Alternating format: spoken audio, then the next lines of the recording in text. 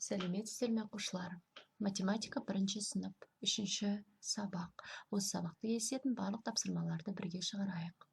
Бүгінгі сабақтың тақырыбы бір саны және цифры. Бұл сабақта сен бір саны және цифрымен танысатын боласың. Балалар, сабақты бастамас бұрын міндетті түрде лайк басып, қоңыраушаны басып, тіркеліп қоюды ұмытпа.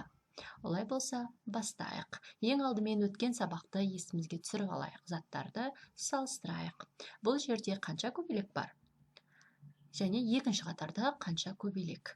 Әрине, оны сен санамай-ақ көз өлшеммен салыстыра аласың. Себебі екінші қатардағы көбелектердің саны артық.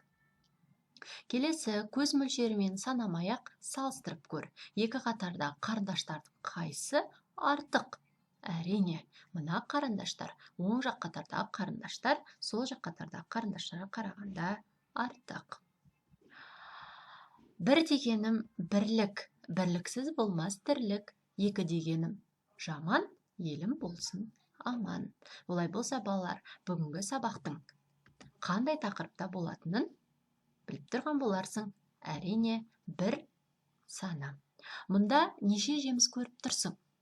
Бір апельсин, бір алма, бір банан. Яғни, кез келген затты санаған кезде біз бір санынан бастаймыз. Адамда, балалар, ойланып көріңіздерші, неше жүрек бар? Және ол қайда орналасады? Әрине, ол бізде бір ғана жүрек. Және әр адамның жүрегі сол жағында орналасқан. Олай болса, ешқашан бір-біріміздің жүрегімізді ауыртпауға тырысайық. Бұл бір саны және цифры. Бір саны екі элементтен тұрады. Бірінші және екінші. Ол элементтер бірі қысқа, бірі ұзын таяқша. Тор көздің оң бөлігіне жазалысың. Есіңде сақта. Мына заттарды санап көрейік. Неше алма? 3 алма. Неше доп? 1 доп, 2 доп. Неше қолшатыр? 1 қолшатыр. Неше шырша? 1 шырша. Неше кірпі? 1, 2, 3, 4, 5. Олай болса, тек бір ғана заттан тұрғандарын атайық. Ол қолшатыр және шырша. Осы орайда, балалар, кез келген санау бір санынан басталады. Бір саны бір затты көрсетеді. Көп заттардың ішінен бір затты бөліп алуға болады. Мысалы, мына жерде алманың біреуін, немесе мына жерде топтың біреуін алып, жеуге, ойнауға болатынын есіңде сақта. Сандық сәуледе бір саны бірінші жазылады. Олай болса, бірінші тапсырманы орындайық. Бірліктерден сурет құрастыр. Ондағы заттарды сана, неше сөзін пайдалан, сурет бойынша сұрақтар құрастырып көрейік.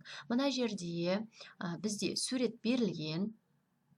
Осы жердегі заттарды санау арқылы өткен сабақты есіңе түсіре аласың. Мына жердегі цифрлардың барлығы бір санынан басталып тұр. Суретке қара, қай заттар бір-бірден екенін айт. Олай болса, мұқият қарап алып, бір-бір заттарды атап шығайық. 1 сағат, 1 жеңіс кубогы, 1 қобдиша, 1 керует, 1 жастық, 1 төсек, 1 орындық, 1 терезе, 1 шам, 1 компьютер. Яғни, бұл жердегі барлық бір-бірден тұрған заттарды атап шықтық. Суреттегі әртүрлі заттардың санын анықта, олардың санын карточкалардан көрсет. Яғни, 1 сағат. Мына жерде 1 нүктемен көрсете аламыз. 2 заттан тұратын 2 гүл, 2 нүктеден тұрады, 2 цифры осылай жазылады. Келесі 3 санына байланысты 3 кітаптар. 3 нүкте арқылы жазамыз. Келесі 1, 2, 3, 4, 4 мәшине. Келесі 5, барлығы 5 ойыншық.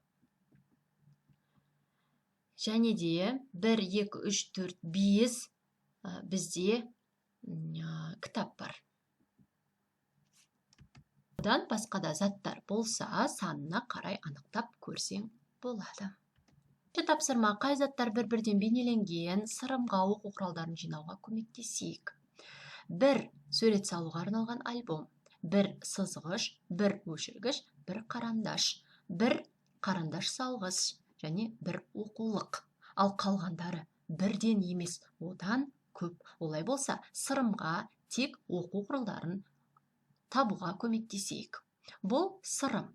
Оған сурет салуға арналған альбом, сызғыш, қарындаш салғыш, кітап, өшіргіш және қарандаш қажет болады. Сырым бізге үлкен рахметін айтуда. Сырым, сабаққа баруға дайынсың. 3-ші тапсырма: әр затты сана және олардың санын салыстыр. Ең алдымен біз 3 заттан тұратындарды салыстырып көрейік. Бізде 1, 2, 3 қалам, 1, 2, 3, 4 өшіргіш бар. Олай болса, 3 4-тен кем. Келесі 4 заттан тұратын бізде 1, 2, 3, 4 өшіргіш және 1, 2, 3 қайшы. 4 3-тен артық. Келесі 1 және 1 заттан тұратын бізде қандай зат бар?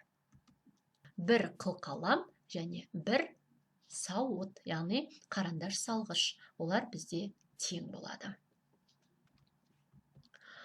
Осы суреттерде қай зат біреуден белгілеген? Оларды белгілейік. Бұл жерде 1 заттан белгіленген, ол қылқалам және қарандаш салғыш болатын. Жарайсың, өте жақсы. Осымен бүгінгі 1 санына арналған сабағымызды аяқтаймыз. Келесі кездескенше сау болыңыздар. Сабақта 1 саны және цифрымен таныстың.